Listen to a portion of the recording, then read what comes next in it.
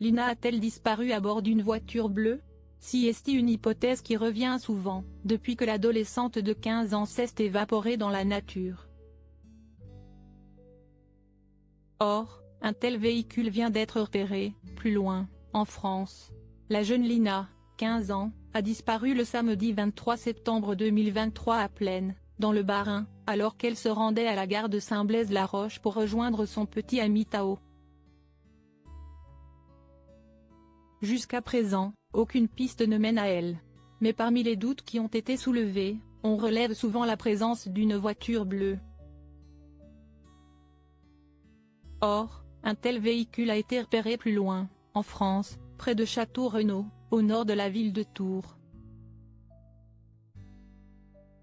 Le mardi 17 octobre 2023, un hélicoptère de la gendarmerie a survolé les lieux à la recherche du propriétaire. Il aurait tenté d'aborder une fillette sur le chemin de l'école, comme le révèle la Nouvelle République. Le conducteur aurait tenté de s'approcher de la fillette en lui faisant un signe de la main.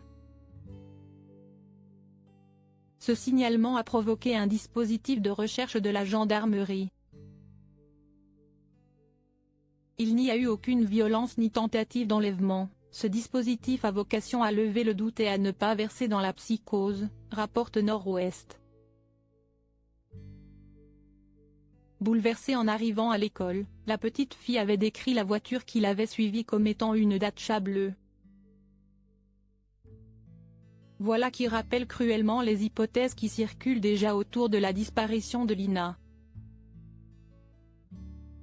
Un habitant octogénaire de Plaine avait effectivement avoir vu Lina, le jour de sa disparition, à bord d'une voiture bleue roulant en direction de Strasbourg avec un homme au volant. Elle était habillée en clair, se souvenait-il. Elle a fait coucou en passant. Elle avait l'air normal. Elle n'avait pas l'air d'être soucieuse, elle n'a pas fait d'appel ou quoi que ce soit. Il y avait un monsieur à côté qui roulait. Elle venait de la route de Saulxures vers Plaine. Cette route mène à Strasbourg. Le sens inverse de la gare. En ce sens, une maison située à 3 km de l'étudiante avait été fouillée le 6 octobre dernier. Les enquêteurs avaient procédé à des vérifications, à l'extérieur du domicile où étaient garés 2 véhicules, à la recherche d'éventuelles traces ADN, notamment une présence possible de sang.